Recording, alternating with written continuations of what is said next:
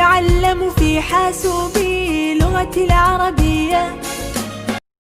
بسم اللہ الرحمن الرحیم. السلام علیکم ورحمۃ اللہ وبرکاتہ. لیجیے دوستو، ہم اپنے نئے سبق کے ساتھ حاضر ہیں. یہ ہمارا 15واں ویڈیو ہے اور 15واں سبق ہے.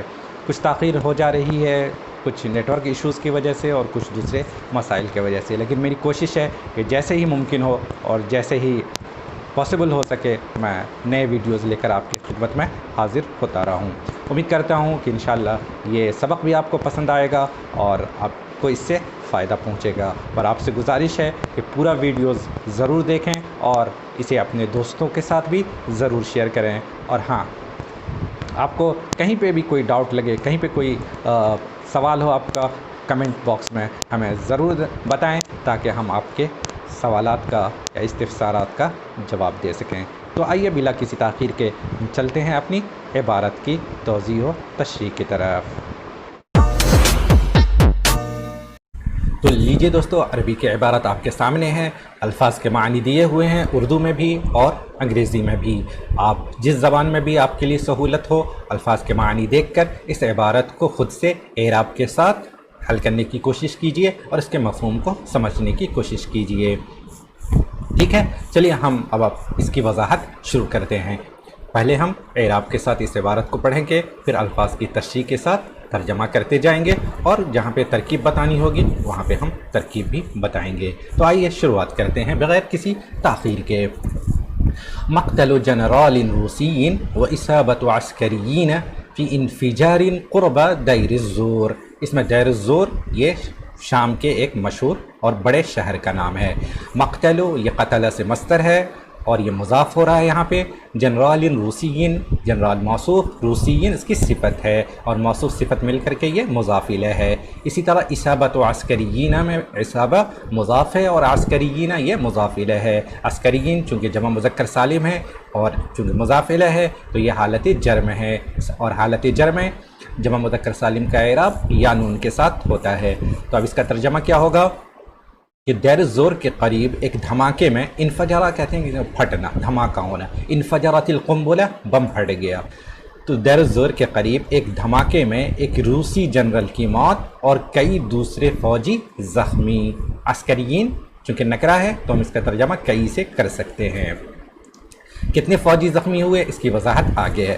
مقتل جیسے میں نے بتایا موت، قتل کے لیے استعمال ہوتا ہے، اور اصابہ زخمی ہونے کے لیے. اصابہ کے لفظ کی ہم تشریح کر چکے ہیں ایک ویڈیو میں، آپ اسے دیکھ سکتے ہیں. ویسے اصابہ کا جو لفظ ہے وہ معروف بھی استعمال ہوتا ہے اور مجہول بھی. اصابہ کسی چیز کو لاحق ہونا، تو اگر معروف استعمال کریں تو کہیں گے کہ اصابتہ الحمہ، اسے بخار لگ گیا ہے، اسے بخار لاحق ہے. یا انہ اصیب بالحمہ، وہ بخار میں مبتلا ہے. دونوں طرح سے آپ اس کا استعمال کر سکتے ہیں. آگے بڑھیں. قتل جنرال روسی و اصیب ثلاثة عسکریین امس الثلاثاء فی انفجار قنبلة فی طریق قافلة عسکریة روسیة قرب مدینة دیر الزور شرقیہ سوریہ وفق ما افادت به وکالات الانباء الروسیۃ نقلا عن وزارت الدفاع.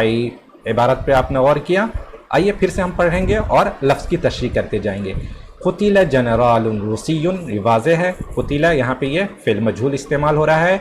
جنرال روسی اس کا نائب فاعل ہو جائے گا.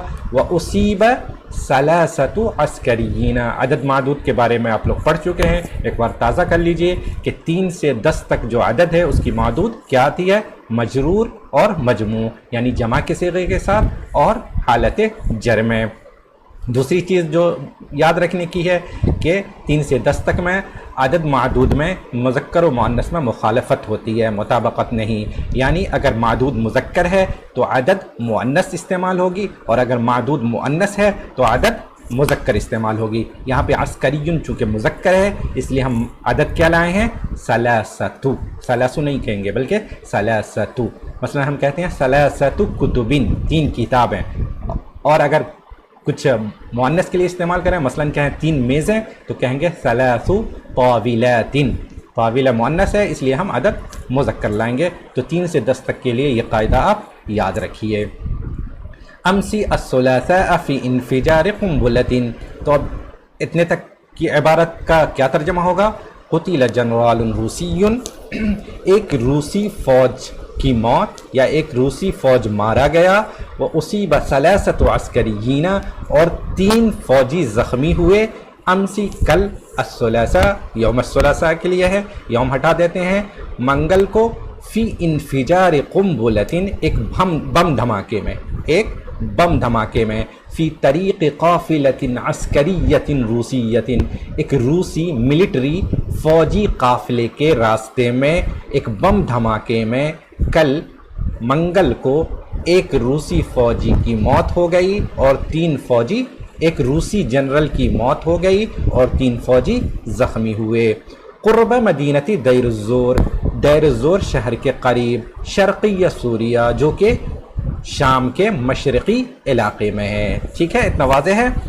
وفق ما افادت بھی، اس لفظ پہ غور کیجیے گا، وفقہ، اس کا استعمال بہت زیادہ ہے، آپ نے بھی کئی جگہوں پہ پڑھا ہوگا۔ اس کا مطلب ہوتا ہے اس کے مطابق، اس کے مطابق، انگریزی میں کہتے ہیں اکارڈنگ ٹو۔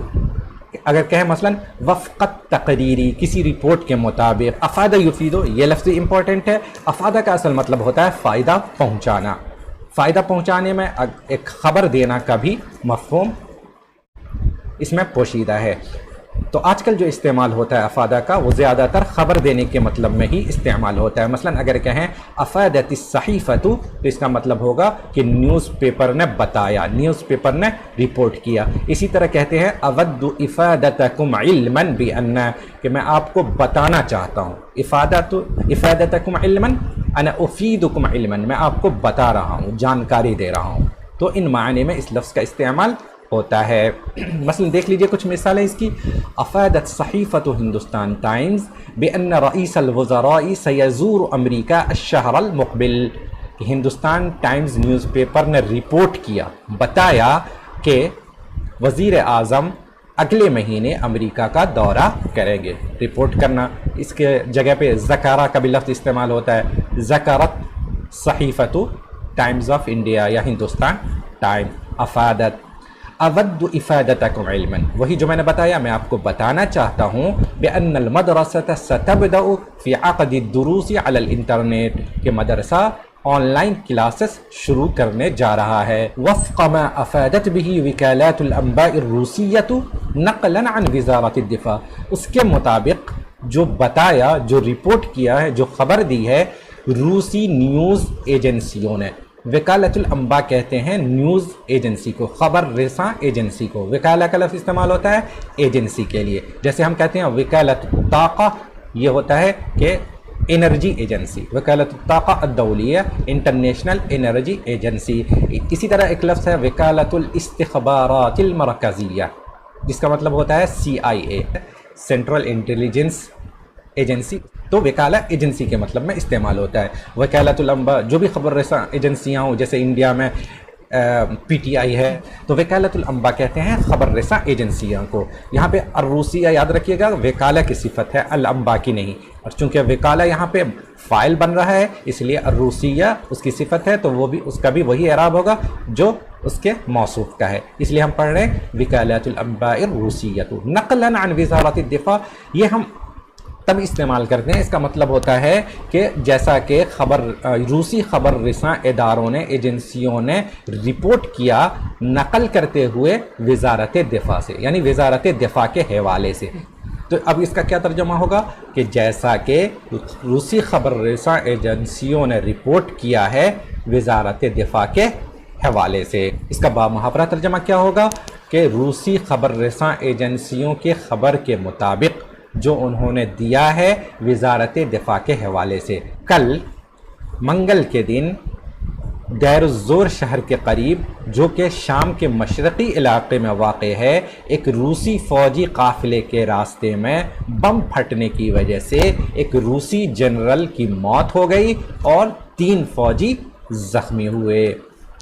ویسے آگے اس عبارت کا مکمل اردو میں بامحاورہ ترجمہ دیا ہوا، اردو میں بھی انگریزی میں بھی، وہ آپ دیکھ سکتے ہیں، یہاں پہ اتنا کافی ہے۔ کچھ مثالیں ہم نے چھوڑ دی تھی، 2 مثالیں ہم اس کو اب لے لیتے ہیں۔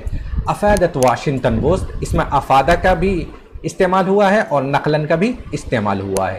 افادت واشنگٹن پوسٹ نقلا عن مسؤولين أمريكيين بأن أمريكا لن تتدخل في العلاقات بين الهند والپاکستان. کہ واشنگٹن پوسٹ جو کہ ایک بہت بڑا نیوز پیپر ہے، واشنگٹن پوسٹ نے رپورٹ کیا امریکی افسروں سے نقل کرتے ہوئے، امریکی افسروں کے حوالے سے واشنگٹن پوسٹ نے یہ خبر دی ہے کہ امریکہ ہندوستان اور پاکستان کے درمیان رشتوں میں مداخلت نہیں کرے گا. تو سمجھ گئے کیسے استعمال کرتے ہیں افادہ اور نقلہ کا. ایک اور مثال دیکھ لیجئے. ذکرت القناة قول ابو الکلام آزاد نقلا عن کتابه کہ چینل نے مولانا ابو الکلام آزاد کی بات نقل کی، بات ذکر کی، نقل عن کتابی ان کی کتاب کے حوالے سے، ان کی کتاب کا حوالہ دیتے ہوئے. تو یہ اس کی مثال ہے افادہ کے بھی اور نقل کی بھی. آگے پڑھتے ہیں. وقالت الوزارة إن العبوة انفجرت فيما كانت قافلة روسية عائدة بعد عملية إنسانية قرب مدينة دير الزور ولم يريد البيان مزيدا من التفاصيل. اس میں ایک لفظ العبوة ہے. العبوة کا اصل لفظی مطلب جو ہوتا ہے وہ کہ کسی چیز میں بھرنے کی کوئی مقدار، جیسے ایک شیشی ہے، اس شیشی میں اگر کوئی چیز بھر رہے ہیں تو کتنی مقدار میں بھری جائے گی، اس کے لیے اس لفظ کا استعمال ہوتا ہے. لیکن اب اصل میں اس کا استعمال بم کے لیے ہونے لگا ہے، اور خاص طور سے جب یہ لفظ عبوہ ناصفہ کے لفظ میں کے ساتھ استعمال ہوتا ہے. عبوہ ناصفہ یعنی پھٹنے والا مادہ، آتشگیر مادہ، جس کو کہتے ہیں ایکسپلوسیو ڈیوائس. وہ کیا ہوتا ہے؟ بم ہوتا ہے. تو سمپلی ہم اس کا ترجمہ بم سے کر سکتے ہیں. ٹھیک ہے، اس میں اور کوئی لفظ مشکل نہیں ہے. قافلہ روسیہ دیکھیے گا، کانت قافلۃ روسیۃ عائدۃ. قافلہ روسیہ موصوف صفت بن کر کے کانا کے اسم ہے، اس لیے ہم اس کو مرفوع پڑھ رہے ہیں، اور عائدۃ اس کی خبر ہے، اس لیے ہم اس کو منصوب پڑھ رہے ہیں. تو منسٹری نے کہا کہ یہ بم پھٹا اس وقت فیما یعنی عندما بینما جبکہ ایک روسی قافلہ لوٹ رہا تھا بعد عملیت انسانی.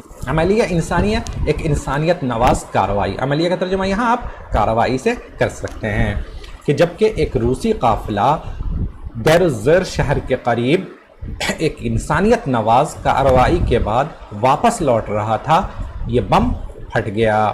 ولم یورید البیان مزیدا من التفاصیل. یہاں پہ دیکھیے اوردہ کا کیا مطلب ہوتا ہے؟ لانا، بیان کرنا، ذکر کرنا. اگر کہیں اوردہ تقریراً، اس نے ایک رپورٹ لایا، ایک رپورٹ پیش کیا. یہاں پہ ولم یورید البیان، اس اسٹیٹمنٹ میں یعنی منسٹری کے اسٹیٹمنٹ میں یا بیان میں مزید من التفاصیل، اس سے زیادہ تفصیل نہیں تھی. انگریزی میں اس کو کہیں گے کہ this report did not contain any further details. کہ اس رپورٹ میں منسٹری نے جو رپورٹ یا اسٹیٹمنٹ ایشو کیا، اس اسٹیٹمنٹ میں اس سے زیادہ تفصیل مہیا نہیں کی گئی تھی. ٹھیک ہے، یہ عبارت ہے. آگے آپ کو اسی عبارت کا اردو میں بھی اور انگریزی میں بھی بامحاورہ ترجمہ ملے گا. تو یہ لیجئے، دیکھیے آپ کے سامنے ہے، اردو میں یہاں ترجمہ دیا گیا ہوا ہے اور یہاں پہ انگریزی میں. آپ کو جس میں بھی سہولت لگے، یا آپ دونوں سیکھ رہے ہیں ساتھ ساتھ، تو آپ دونوں ترجمہ دیکھ سکتے ہیں. تو امید کرتا ہوں کہ آپ کو یہ سبق پسند آیا ہوگا. تو آپ سے گزارش ہے کہ اس ویڈیو کو ضرور لائک کیجئے اور اپنے دوستوں اور عزیزوں کے ساتھ شیئر کیجئے. اور ہاں، آپ اپنے کمنٹ ہمیں ضرور دیجئے کہ آپ کو یہ ویڈیو کیسا لگا. ٹھیک ہے، پھر تو انشاءاللہ ہم آپ سے ملیں گے اگلے سبق میں، اگلے ویڈیو میں، اور کوشش کریں گے کہ جتنی جلدی ممکن ہو سکے ہم اپنا نیا ویڈیو لے کر آپ کی خدمت میں حاضر ہوں. تو تب تک کے لیے اللہ حافظ، والسلام علیکم ورحمۃ اللہ وبرکاتہ.